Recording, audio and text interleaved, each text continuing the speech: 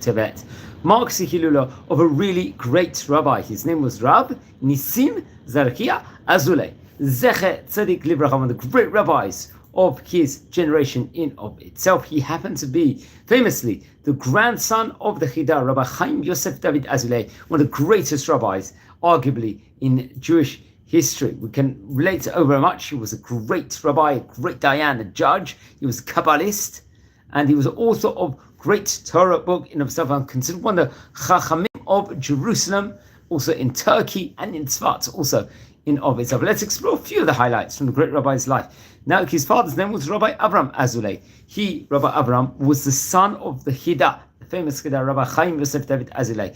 While he was young, he would learn in Jerusalem under the auspice of another great rabbi, Rabbi David Fardo, who happened to be a very, very great rabbi in itself, a Rosh Yeshiva and a Posek in of his generation. And I believe, come what year, Hey Tav Kuf Nun Hey, Hebrew, actually, he would work as a Rosh Yeshiva in Jerusalem. And after then, I think he was, he became the rabbi of the area of Manasseh, I think, which is actually quite close to Izmir. Remember, in Turkey in its day, in of itself, had a great, phenomenal Torah community, which was absolutely phenomenal. And mentioned about a lot of the great Turkish history in of itself on various occasions inside this series, which we have to point out also. So I think after this time period, being in Manisa, he'll become friends with various great rabbis in Turkey, including Rabbi Pinchas Raphael Yehoshua Dishigura, and also the famous Rabbi Chaim Pelagi, also, which is very, very interesting enough. He would come and go. I think he spent a time period in Turkey and eventually returned to Israel and became one of the rabbis and the judges of Tzfat, respectively. Remember, Tzfat is one of the 4 holy cities of Israel, along with obviously Yerushalayim and Tiberias and also Hebron, respectively. So over there, he would bring about different takanot. One noticing takanot he brought about, I believe, in Tzfat, it was reported over, I can see over here, that people should not eat meat but fish.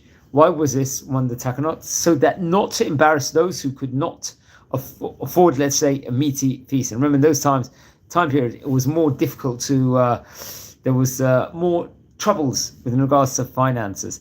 And many people saw him at the highest regard, which you have to point out, across the world, in world Jewry in of itself, all throughout his time, because of the greatness and the brilliance of the Chacham, which absolutely phenomenal. I think he was close, as we said before, Rabbi Pinchas Raphael Yehoshua Dishigura and Rabbi Chaim Pelagi, as mentioned before. I think there was Rabbi Yisrael Mishkalov, who actually called him the Ach Nafshi. Really, really compliments him back. What a great, he's like someone brotherly. His name, naturally, was Rabbi Yisrael ben Shmuel Ashkenazi Mishkolov, who happened to be a famous Shluchei Rabbanan, and one of the great Talmudim, I believe, of the Gra also, it is reported over. So really paid him the. I think also he had correspondence with the famous Khatam Sofer. So he was close, corresponded with various European rabbis.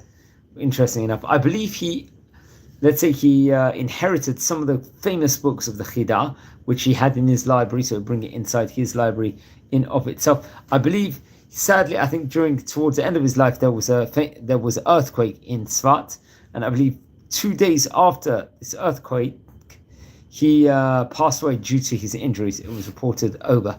And the famous Torah book of his is called the Shulchan HaTahor, which is a very, very phenomenal book in of itself, which I would recommend everyone to learn about. Now, friends, we are a community here. We're learning about the great rabbis of yesterday. Yeah, over here, we've spoken about now over here the grandson of the famous Chida in of itself, and learn his books.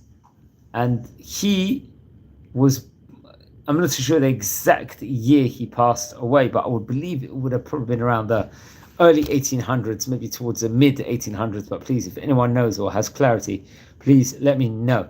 He was born on the 26th of Tevet, though, in the Hebrew year, Hey Taf Kuf Tzadik Zayin. So wishing you all well. Take care and be well.